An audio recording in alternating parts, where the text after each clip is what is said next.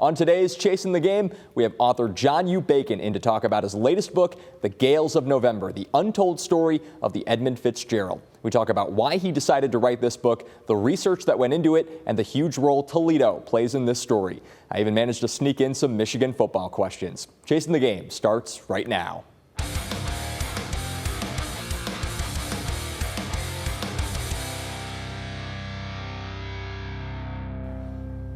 Welcome into Chasing the Game. This is a show where we usually interview local sports figures like coaches and players. This episode is going to be a little different. We have author John U. Bacon. A lot of people know him as a writer of college football and other sports books. His latest book is The Gales of November, the untold story of the Edmund Fitzgerald. The book goes into the history of shipping on the Great Lakes leading up through the sinking of the Edmund Fitzgerald in 1975, almost 50 years ago. So without any further ado, let's kick it back to myself and John U. Bacon. All right, we're on with John U. Bacon. He's the author of The Gales of November, the untold story of the Edmund Fitzgerald. John, thank you so much for coming on and doing this. We really appreciate it. When you and I were talking, trying to find a time to get together and discuss your book, you had mentioned to me that you grew up watching WTOL, which I was surprised by because you're a Michigan guy, and I didn't even think that we got WTOL up there. I guess, what was your history with WTOL? You grew up watching it, you said? Oh, it's very simple. I get home from school, and we'd have channel 11, of course, from Toledo. In Ann Arbor, you can get it. And we'd watch all kinds of crazy reruns like Leave It to Beaver and things that were definitely before your time, young man. But anyway, that was a good hour and a half we spent with our eyes glued to the TV, which I'm sure my parents loved. No, I'm sure they love it. I didn't even know that we carried Leave It to Beaver, but again, that's way before my time. There you go. Again, thank you for coming on and talking about this. Most people know you as a Michigan football historian. They know you as a sports writer, a sports author. This is a little bit off beat for you, a little bit different. You've done history before. Yes. What was it like kind of doing a history book, about an American Midwest Great Lakes shipping history, as opposed to maybe being in a locker room and talking to Jim Harbaugh or players or whoever? Well, when you're doing the sports books, and of course, for you Buckeye fans, Urban Meyer was very good to me. So as Trussell, I've interviewed Urban Meyer a few times, very helpfully. But you're dealing with celebrities, you're dealing with people whose time is very tight. They're very used to the media. They're not that fond of the media, as a rule. So you're also debating, what's on the record, what's off the record, and so on. And I like those guys, and by and large, the people I've dealt with, including Harbaugh and Urban Meyer, have been very, very good to me. So I've got no complaints. But it is different talking to people who are blue-collar people, not famous, who are not at all used to dealing with the media in any real way. So you have to gain their trust. That's certainly vital. But once you have that, in many ways, it's an easier process. They have time to do 4, 5, 6 return phone calls. Some poor guys, I went through 10, including Tom Walton of the Toledo Blade himself. You've had him on before. One of my great experts for sure. So that was kind of different and in many ways refreshing. It was also, for me, I'm not going to big cities. When you're doing the Big Ten, you're going to, Big Ten college campuses, Columbus, East Lansing, getting to Chicago, and so on. Here I'm going to Duluth, Silver Bay, Minnesota, Marquette, Michigan, Toledo, Ohio, and so on. And look, if you know the Great Lakes, it's just incredibly charming. And there's some of these towns I did not know very well, including Duluth. And it was just really great to be, one of the reviewers described my book as a love letter for the Great Lakes. You know what? Sure, it is, because I love the Great Lakes and I came to love them even more. So the people and the geography was just wonderful. I'm so glad to hear that. In reading the book myself, or getting the kind of early parts of it that I was looking at, it did feel kind of like this love letter to the Great Lakes, the love letter to the Midwest, and really, it's not so much a story about just a single tragedy as it is, the story of the Midwest and its prominence and kind of the golden age of this part of the country. So I was so impressed by that, kind of finding out things about this area that I didn't even know about. That Toledo at one point had a bigger population than Miami, Florida, which is just mind blowing to think about. Or could you imagine, Toledo being like that? Partly. I'm just old enough to see some of it when I was a kid playing at the Sylvania Icebox and other rinks because I was playing, travel hockey and whatnot. But Christine Brennan's a good friend of mine from Ottawa Hills. And she described it lovingly, just how, fabulous Toledo was. She said we did not take planes out of Detroit. We flew to California or Florida from Toledo. Not a question. And not only was in 1960, not that long ago, Toledo is bigger than Miami, than Tampa, than Jacksonville, than Nashville, than like five major league cities now that have like 11 teams among them. It was a very big, prominent city. It's still obviously an important city. But if the major leagues had expanded in 1960, Toledo gets a team and those cities don't, which is pretty incredible. Yeah, it's just crazy to think about. I mean, as someone who kind of grows up in like the suburbs of Toledo, like, oh, back in the day, the auto industry, Toledo was really like a big thriving city. And you say, yeah, yeah, sure, whatever. You kind of know it as the Rust Belt, growing up at my age. But to hear you kind of go into detail about, how great Toledo was, how great Detroit was, I mean, it's really fascinating to hear about. When you get into the actual shipping part of it, and you talk about, boat draft and ability, sea level and the Sulux. Did you find it was a challenge to take things like that, like shipping and sailing, and try to convert them into a way that was interesting for the audience or a way that kind of compelled readers? Was that a challenge for you as a writer? That's a great question, by the way, and I've done a lot of these interviews, Chase. So kudos to you, young man, for unearthing new terrain there. I Two appreciate it. challenges actually. One, I had to figure out what the hell I was talking about. So I'm not a sailor. I'm not any sort of nautical expert by any means. I'm a college football writer by trade. So I had to learn a lot myself. I knew the basics. I knew starboard and port and fore and aft and so on, but I didn't know what taconite was. These pebbles right here I've got that they carry on these There it ships. is. By the way, that's a little iron bead, and 500 million of these go on a ship, about 26,000 long tons back then. So I had to learn about taconite. I had to learn about draft. Freeboard is how much space you have between the top of your deck and the water itself. Basically, how much of your ship is out of the water. And there are regulations about that, of course, which end up getting violated, which is one of the dangers, of course, of Great Lakes shipping. But I had a ton to learn. I was asking my wife, the books behind you, by the way, my 13 previous books, all took me about a year. These are football and hockey books oftentimes. And I said, those books were hard, but I finished them in a year. They came out the next year. I said, why is this taking me 3.5, 4 years? She said, oh, that's easy. You didn't know anything. So I can guarantee you this, unless you work at the Great Lakes Maritime Academy or the Great Museum in Toledo, the National Museum of the Great Lakes, 95% of the information in this book will be new to you.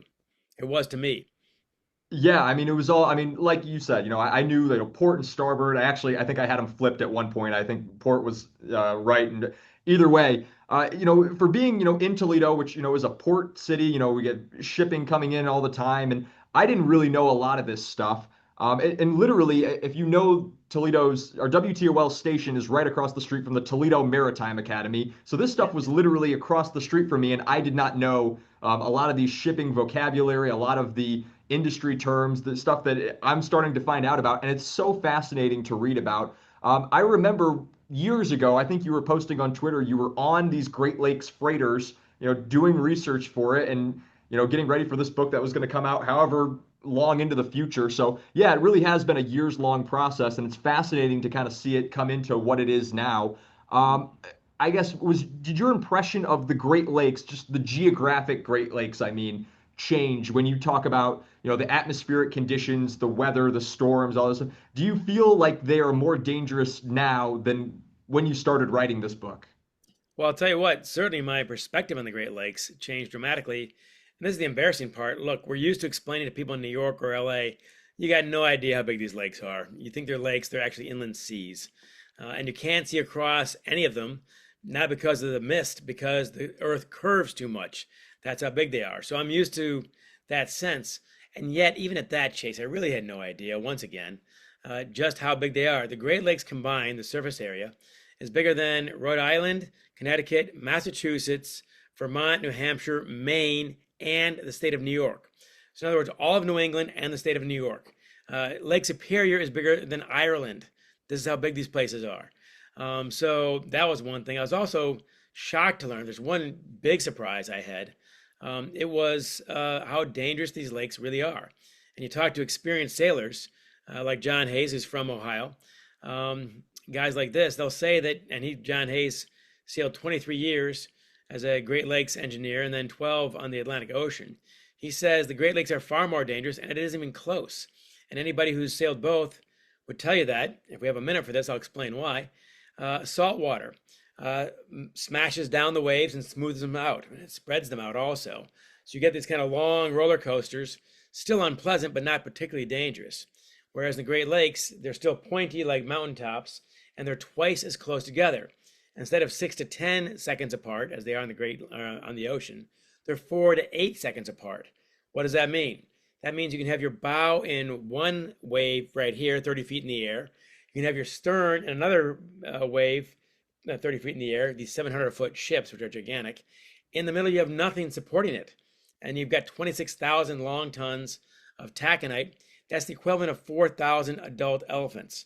So guess what? That's called sagging, and that's when it can crack. And then it goes over the next wave, and it does what's called hogging, which is draping over like this. It goes hogging and sagging, all the way down the lake for, hours. And after a while, it's like a paper clip. You bend a paper clip too many times, it's going to crack. So I hadn't even thought of this, and here's some more for you if you get time. The captains on the Great Lakes have a much tougher job than the captains on the oceans. On the ocean, you leave New York, you point at Portugal, and you hit autopilot, and you go. Very simple. When you get to port, the harbor master takes over your ship. A tugboat guides it in. You can go smoke a cigarette and read a book, and no one cares. You're not part of that ship anymore. The Great Lakes, no such luck. You go from Duluth, you're the guy who gets it out of that port. You go through the Sioux Locks, you go through the Detroit River, and you land it in Toledo. And only you can land it in Toledo. You have to know 6 dozen ports, all the currents around all of them, canals, bridges, breakwaters, you name it, shoals, these shallow areas of certain lakes, islands in the lakes, and so on. All that gets navigated by you, including the traffic, which back then was huge. 300 ships were on the Great Lakes, and that means there are traffic jams in Detroit River, Toledo Harbor, you name it. So this is a very, very tough job, it turns out, and the Great Lakes are more dangerous than the ocean. I had no idea. Yeah, it's fascinating. I think the fact or the stat that you included in your book is you get to certain points in Lake Superior where you're right in the middle, between Canada and the Upper Peninsula, and you can't see either side. And as someone who grew up around Lake Erie, where you can go to the beach and you can see, the beach in Ohio. Ohio has beaches, believe it or not. But you can go out. I've been there. Yeah, and you go out there and you'll see Put-in-Bay, or you'll see Michigan, or you'll see Canada, and you can see that stuff. But the idea that there is a Great Lake in the United States that is so big that if you get out into the middle of it, you can't see anything, and you might as well be out in the ocean. That is terrifying for someone like me who does not like to be in the water. That's a horrible prospect. Well, I'll tell you what, I'll make it worse for you. Lake Superior, Lake Huron, and Lake Michigan. If you're in the middle of any one of those three, you can't see either shore. So you better have good navigational systems. People have died because they don't know where they are. And then they end up going the wrong way. Guys in canoes and kayaks who shouldn't be out there and things like this. So they're immense. And when they kick up, also, there's one more thing. Let me throw it in. The storms you get on the Atlantic, the waves you get, or the Pacific, probably started in storms 100 or thousands of miles away. By the time they get to you, they've been smoothened out. In the Great Lakes, that storm is right above your head, and we all know how the weather is in the Great Lakes. It happens like that. It's a beautiful sunny day, and man, 10 minutes later, you are in trouble. And these guys know that stuff, and back then, the forecasting wasn't very good. So throw that in as well. The Great Lakes are beautiful, they're fun, they're gorgeous, but man, treat them with respect.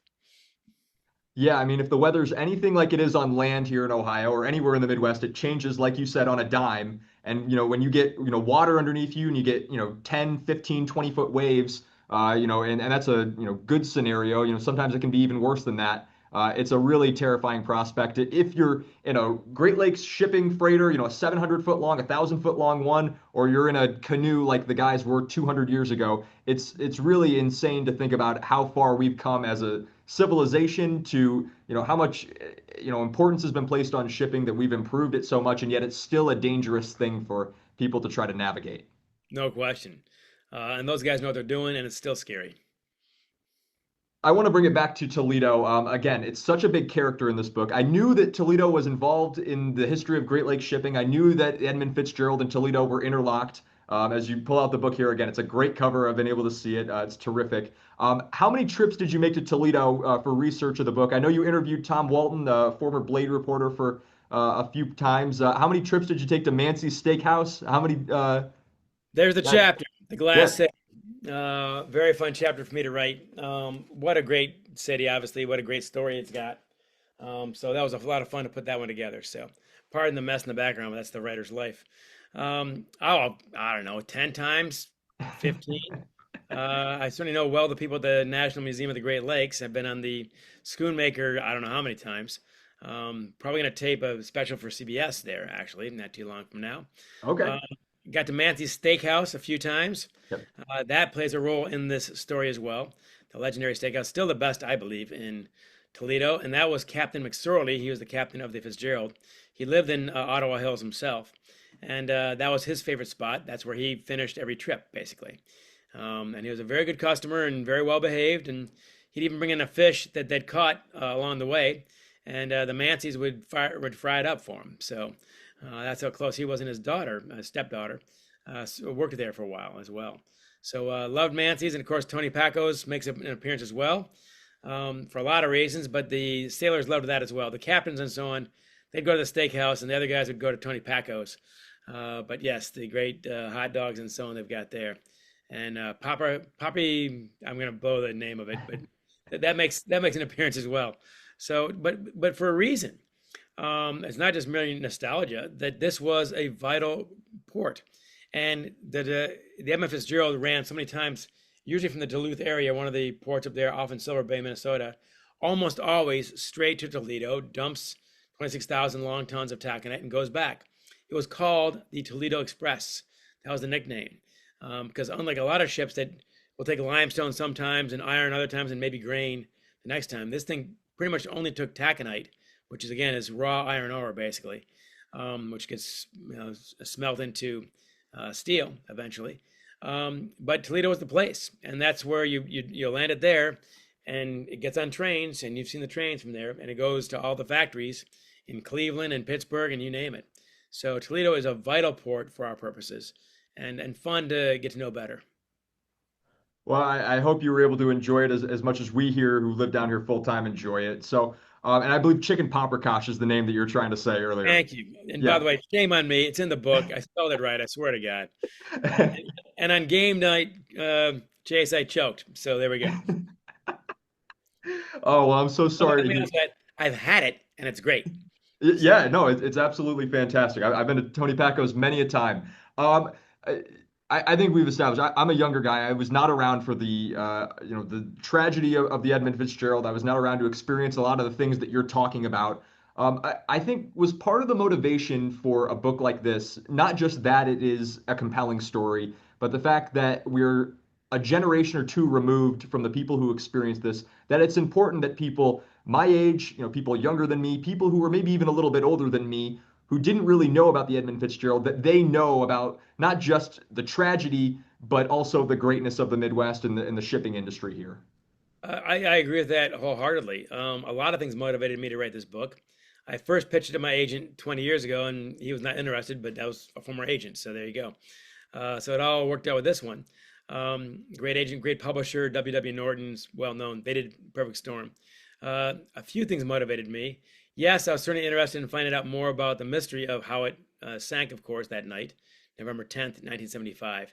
But most of the books behind me that are in that bookshelf written about this, that's the main purpose they're trying to find.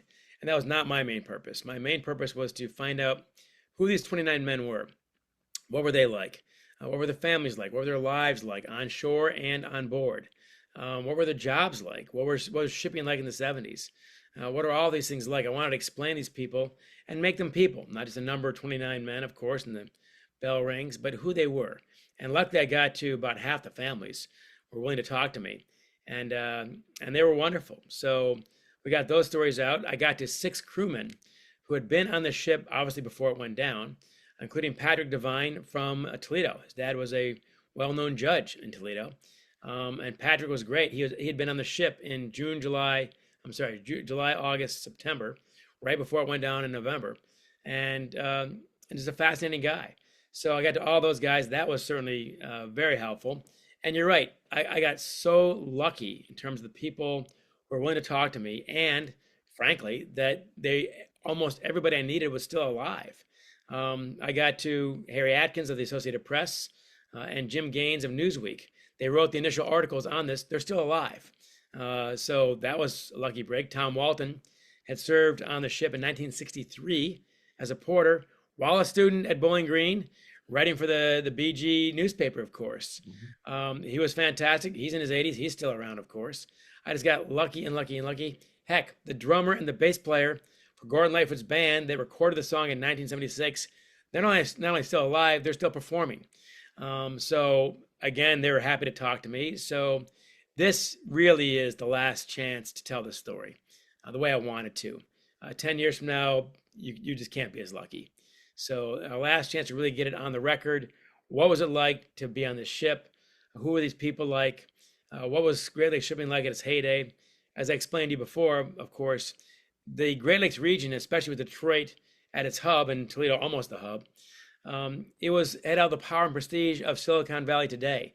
And that's hard to believe. This was the hub of the world's strongest economy, and it wasn't close.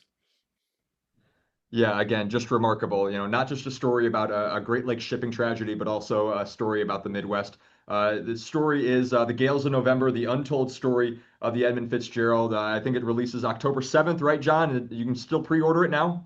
You can still pre-order it now, and you can get to your bookstore on Tuesday, and they'll have them, trust me. And so will the National Museum of the Great Lakes. I'm going there tomorrow to sign a pile of books. So they'll all have it. Book tour kicks off very soon. Cleveland, Ann Arbor, Miami, D.C., Atlanta is the first week, and then Cincinnati, Indianapolis, Chicago, Milwaukee the second week, and it keeps going, trust me. So you can find all that out on johnnubacon.com. Absolutely. Sounds like you're going all over America. Really quick before I get you out of here, I figured, people, again, know you for Michigan football. Any other Michigan football thoughts? I know we're coming off a win over Wisconsin. Any other thoughts about the team this season? Well, for all my Buckeye friends, I try to play it as straight as possible.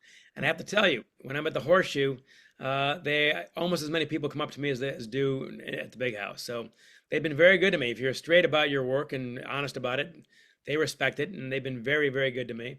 And in my book, Fourth and Long, one of those books, one of the bestsellers, I've got several chapters on Ohio State and how Archie Griffin and company have helped elevate the academics of it to be one of the top third in the Big Ten. So hats off, credit where credit is due, certainly.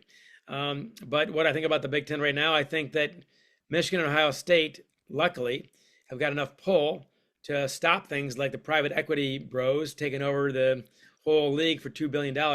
Without Michigan and Ohio State, I'm sorry, it's not the Big Ten, it's the Big 12 or something else.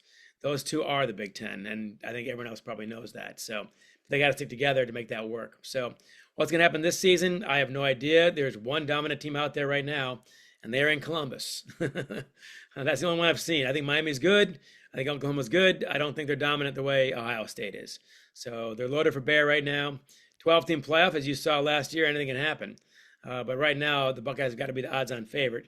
Michigan, if they stay healthy, they don't have a lot of depth. If they stay healthy, they could be a top 12 playoff team. Their schedule is one of the best setups in America right now. They got no ranked teams until the Buckeyes, incredibly. So it sets up very well. What happens after that, who knows? But Bryce Underwood is a 2 or 3 year project, I'm sure, the new quarterback. But so I'm still clearly watching it. I'll still maintain that the Big Ten is by far, here I am, Big Ten right there, by far the best conference in the country. I may be biased, but screw it. That's my stance. John, absolutely. Thank you so much. We're recording this on a Sunday. I was in Columbus Saturday for the game versus Minnesota. And like you said, that Ohio State team is very, very good. They've got weapons everywhere. That Jeremiah Smith kid is no joke. He is one of the best offensive weapons in college football. He will be in the NFL for a long time if he keeps it up. Michigan, again, terrific, like you said. I don't need to repeat anything. You pretty much laid out the entire scene for me, which I appreciate very much. John U. Bacon, again, Gales of November comes out October 7th. You can pre-order it now still. So, John, thank you again so much for the time. We greatly appreciate it. Chase, thank you very much for a great interview. I really appreciate it. And thanks for letting me get into Toledo, because, again, Toledo is a huge part of this story. So I hope the Toledoans pick up on that. Thank you. Absolutely. Toledo, a huge character in this story. So if you're interested at all in Toledo, definitely pick up a copy of the book. Thank you. Thank you, John. That's going to do it for this episode of Chasing the Game. Be sure to check out all of our episodes on the WTOL 11 Plus app, which you can download for free on Roku TV, Amazon Fire TV, and Apple TV. You can also watch and listen to all of our episodes on YouTube and on Spotify. We'll see you guys next time.